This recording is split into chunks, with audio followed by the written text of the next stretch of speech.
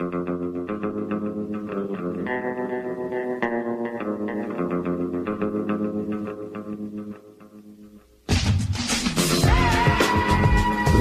Talk 1600. You're catching the drift. Conservative talk. Intelligent conversations on local, state, and national issues with Gary Wellings, chief editor of the Current newspaper and Current Online.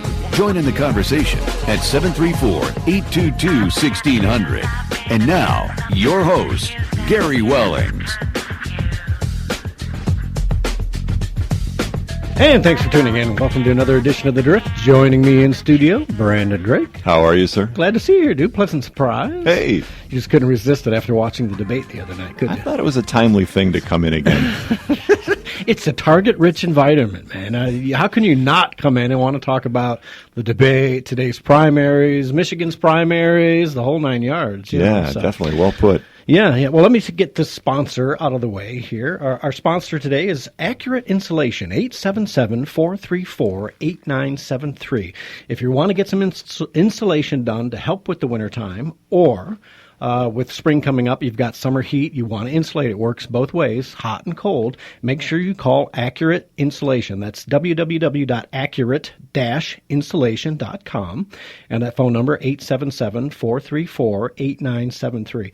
And you can get all kind of existing homes, attic insulation, crawl spaces, you name it, they do it. They are the pros. Call Accurate Insulation.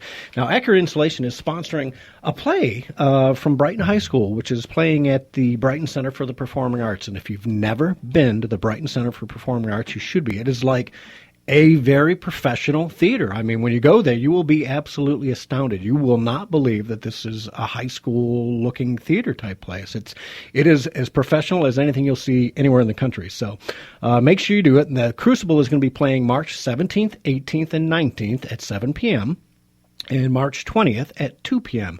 Adults, $15, and seniors, hey, I'm one of them now, $13. So make sure you get out and see that. The Crucible, it's an Arthur Miller play. If you've never seen it, it would be worth seeing. The 17th, 18th, and 19th. Go see them. And again, that's sponsored by Accurate Insulation, 877-434-8973. Okay, so what we do here on The Drift every Saturday, if you've never listened to us before, is we talk about the news of the week that we put on the Daily Drift. And, of course, there was a lot of news this week. Debate. What did you think, man? Well, you know, my initial impression was this. When I watched Rubio, for example, going against Trump and the whole, small hands implying small other things, that little back and forth, I came across some audio. And Rubio's not the pushover that one might think he is. He's showing some, moxie now. But going back to an election, in 1983 in Florida, he really stood up. Derek, go ahead. Do you want to play rough? Okay. Say hello to my little friend. Why did I not know that was coming? So, he showed his little friend, and it turned out that he was just being facetious. It wasn't little at all. Yeah, it was... why we've had 11 of these debates is beyond me. And I'm going to say this right here and now. The RNC and the GOP are the most ignorant group of establishment people ever. They have no marketing skills whatsoever. And for us to be seeing these three guys go at it like this is the fault of Reince Priebus. He doesn't know how to market. He doesn't know how to get anybody elected. Because you know what? The Democrats have, 3 debates now? And they are well-crafted, well-scripted, and completely biased by the media. It's a production. It's a show number meant to market their candidates. And what do the Republicans do? We put our guys on stage. We allow these idiots who are in the media to just let them savage each other. They're not asking for substance at these debates. They're asking these guys to tear at each other. They're throwing a pork chop to a bunch of hungry dogs and watching them fight. And shame on Reince Priebus. That man should be fired as soon as this election is over, if not sooner. He's a disgrace to the RNC. And you know what? He and those cronies that put him there are responsible, and they should all be. This is the establishment. Goodbye, GOP, because this is probably the end. The last election they'll do. Not only is it an embarrassment as we watch these debates week after week, but as you know, it is providing ammunition for the Democrats to use in the general election, a whole just library, an encyclopedia of sound bites and video for the Democrats to use against the eventual nominee of the GOP. Yeah. And I'll tell you, this is exactly how I see. Derek, we're going to go with track one. This is Chris Matthews, this is what you'll hear from the Democrats the rest of the election cycle. Go ahead with Chris Matthews. The dynamic was clear from the outset. It was Donald Trump versus everyone else. People I'll now call the jackals, because that's all they were tonight. Ted Cruz, one of the jackals, Marco Rubio, the other one. John Kasich went after his immigration stance, his conservative bona fides, those guys did, and his past business dealings. Actually, John Kasich stayed apart from this ridiculousness, especially the lawsuit filed against him by former students at Trump University. They went after that, too. As has happened in the past, the fight quickly broke down into name-calling. Let's watch. I have a policy question for you, sir. Let's see if he answers it. I will. Don't worry about it, Marco. Don't worry about it. Don't worry about it, little Marco. I will. All right, well, let's hear Big Don. Donald. Don't worry about it, Don't worry about it, little Marco. Big Donald and Little Marco. That was the tune of the night. Anyway, on immigration, Trump was challenged to release an off-the-record conversation he had with the ed board at the New York Times. He refused. Cruz suggested he was lying to the American people. Of course, because Cruz always says things like that without any foundation, because he said he lied. Okay, so there you go. Just jackals, yes. Jackasses, maybe even? I don't know. But let's just say it's ridiculous. And shame on Reince Priebus for working with Fox News, working with CNN, MSNBC, any of these. They should have it right in the beginning. Listen, we want substantive questions, and you will not allow these candidates to tear each other apart. And if you're going to sign the pledge and maintain control of your candidates, they should be looking at each of these candidates and saying, listen, you work on you, not the other guy. Be a man and talk about what makes you better and stop worrying about the other guys. And instead, they let them savage each other. This is a disgrace, and I want to know what kind of agenda Reince Priebus is driving at to do this. You know, in a way, it's deja vu all over again. 4 years ago, they had all these debates, one after the other, crowded podium or a crowded stage with all these people. And then this year, it's almost like the Jerry Springer show. In a certain sense. Yeah. Embarrassing. Yes. Humiliating. Yeah. Defeating. And so the difference, though, is that, 4 years ago, debates, bad, but boring. This time around, debates, bad, but until recently, fairly entertaining in a Jerry Springer sense, but still bad. Yeah, this is like gladiatorial Rome. This is a feeding frenzy, a media circus. It's a disgrace, and again, the GOP and the RNC are completely to blame for this. And let's talk about, Chris Matthews mentioned the Trump University civil suit that Donald Trump's in, and Cruz went to make a big deal. Oh, you're going to be in the middle of a lawsuit.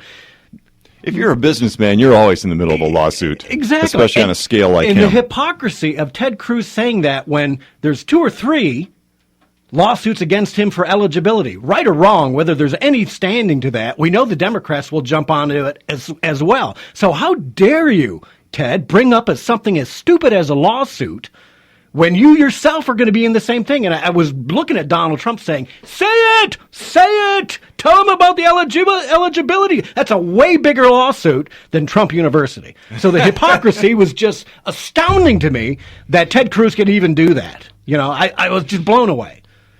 You're doing nothing but the stupidest of things in his campaign, and that was the cream of the crop for me. You know, it'd be really cool if there was an Animal House 2, and it was on the campus of Trump University. Idiot! What? Do you realize what you've just done? All right, so let's talk about the other thing that Chris Matthews did. Let's back up a second. Do you think Trump did himself any favors during that debate? It doesn't matter. If you looked at the polls afterward, even the Blaze poll run by Glenn Beck and crew, who hate and bash Donald Trump nonstop during the 3-hour show every day of the week, he still won the polls. Which is incredible. And I get it that he's, no matter what, he's the Teflon Donald. But I didn't see the debate, but I listened to part of it on, my phone, tune in. And within just a few minutes, it was garbage. I was bored and frustrated. Yeah. I shut it off. Yeah. 10 minutes later, out of curiosity, tuned in again. Bored and frustrated. Frustrated. Yep. I ended up going to bed. Yeah. I took the phone and I turned it on. And I was like dozing in, out, falling asleep, listening to this garbage. And I just thought, I am now officially sick of these debates. Yeah. And I was really looking forward to this debate for whatever reason. I guess partly because it was in Detroit. But I thought, all right, they're going to really, something's going to, be out of the ordinary this time. And it wasn't. Yeah. It's a rerun. It's like watching just a bad sitcom at 7:30 on a weeknight. Yeah, it's old hat. This whole election has been a textbook case of how not to run a party campaign. Reince Priebus and the rest of these jokers that are running the Republican Party are idiots, imbeciles, morons. They have absolutely no idea what they're doing unless what they want to do is lose the election, because it's just a dang doggone it disgrace. Let's take a call from Ken on line 1. Ken, go ahead. Yeah, I just had to comment that the more I see the Republicans and their supporters attack Donald Trump, the more confident that I am that I'm making the right decision voting for him. I agree. I caught an interview recently with Pat Buchanan. He was on the Sean Hannity TV show. Now, this is a paraphrase because I don't have the transcript in front of me, but he was asked by Sean Hannity, why do you think the Republicans are so strongly opposed to Donald Trump? And Pat Buchanan hit it right on the nail. The Republican Party believes, and I believe he's correct, that Donald Trump will cut them off from the trough. In other words, the Republican Party, their members, their supporters, the party has been sucking so much money out of the trough from the American people for so many years that they know if Trump gets in, since he's not a member of the same good old boys club, he's going to cut him off. I agree. And so that's why, like I said, that's why the more they attack him, the more I'm determined to vote for him. And here's another thing. When we listen to the Republican leadership, when we listen to even people on the radio, they keep talking about having an open convention or a broker convention. I hear different terms. In other words, stealing the election from Trump. Trump makes it to the convention. He has the proper number of delegates, and they still want to take it from him. And one message I think we need to send to the Republicans, we're not going to support your candidate. But see, here's another thing to think about. I hear so many Republicans say that if Trump wins the primary, we're not going to vote for him. Well, the fact is, the establishment knows that if the Democrats win, they can still feed off the trough. That's exactly right, Ken. You're dead on. They want to keep the status quo. These parasites in Washington are just sucking money out of the system. That's what they're doing. They don't care about you. They don't care about working men. They don't care about any Americans. All they want to do is keep padding their pockets, and that's why congressmen go into Washington, D.C. They live on $170,000 a year, which isn't very much in Washington, let me assure you, and they come out millionaires. Why are they coming out millionaires? One thing I heard on Rush Limbaugh a few weeks back, he was talking about how he had a private conversation with Ted Cruz. And Rush said that he was told by Cruz that if he doesn't win the election, his plans for the future are to leave Washington, to go into the private sector, because he's still young enough to make more money in the private sector than in Washington. And when I heard that from Rush, that just told me that why is Ted Cruz in Washington? To make money, to collect power. That's why I definitely am not going to be a Cruz fan.